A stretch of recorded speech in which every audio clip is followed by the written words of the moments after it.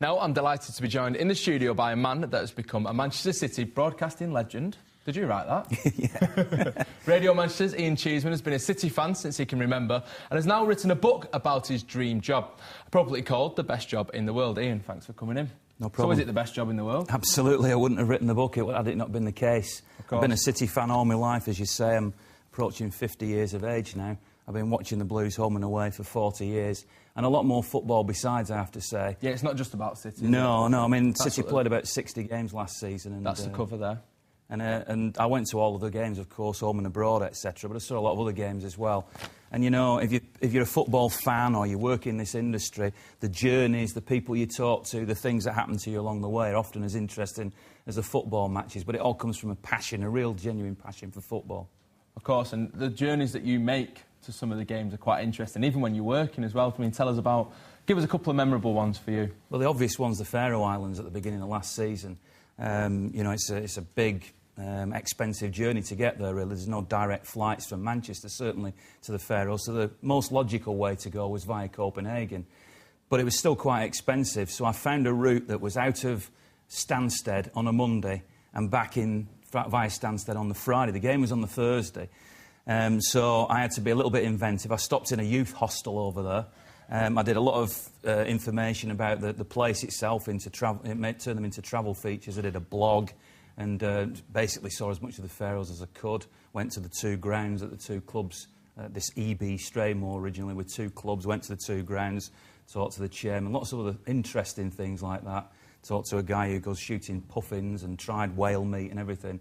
And the whole trip cost me, you know, next to nothing, really. I did consider going with a Trawler 12 at one stage, the famous Trawler 12, yeah. And it was such a fascinating journey.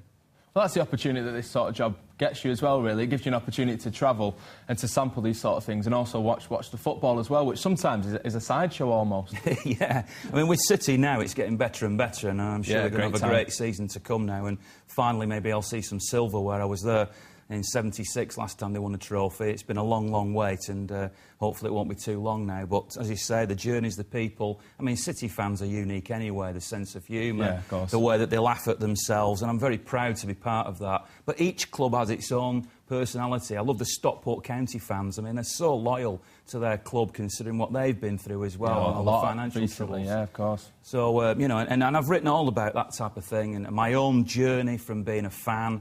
I think it's pretty unique to end up doing the job that I do, having been such a passionate home and away supporter. And I've tried to tell that story. There might be people who think, well, I want to get into the media, how do I do it? So maybe there's a bit of an insight in that too. So it's a lot of things, a story that's very personal to me, but I think a lot of football fans will relate to.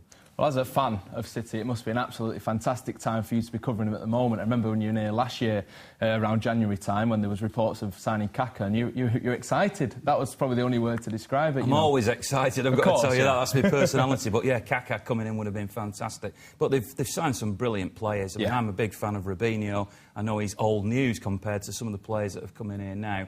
But you only got to look at Emmanuel Adebayor, Gareth Barry, and that's just two of them, and you think, what good players and what good prospects City have finally got. And I honestly believe I've got the best job in the world. I mean, what else would you want to do than go home and away, commentating on the team that you love? Well, it sounds perfect, yeah, indeed. You were at the game, weren't you, at the weekend, the Rangers match. What did you think going into the new season? Rangers, of course, was last week. The week before, yeah. Difficult to assess from the friendlies. I mean, you see some nice touches and some nice movement. They haven't been rattling the goals in, and perhaps that's a slight concern. But I've seen too many pre-seasons in past years where I've seen a good game and thought, oh, it's going to be brilliant. And then the next week I've seen a bad game and thought it was going to be terrible. And actually, neither of them were a fair reflection. Yeah. We'll get an idea against Blackburn, naturally. Of course, yeah. Well, I remember Shay Given saying a couple of weeks ago that when Blackburn won the league when he was there, they didn't actually win a game in pre-season, so obviously there's not a lot to gauge from that. But in terms of the season then, can they finish in the top four? Can they do it? There's no reason why not, because they've got the quality of players there. There's a belief within the club. You can tell that from everything, not just on the pitch, but behind the scenes. The fans are really excited. So I do believe it's possible. But it's not a given. You know, they've got to really work for it. They've got to come together as a unit. I think Sean Wright-Phillips was quoted as saying this week, you know, that they've got to sweat for the shirt, or some words to that effect. Yeah. And I know what he means. But that's good, though. That's a good attitude to be having as well, isn't it? Don't take it for granted. You've got to do it. Excellent. Well, thanks very much for coming in, and good luck, of course, to City. Keep enjoying your job and buy the book. Absolutely. Fantastic. Thank you.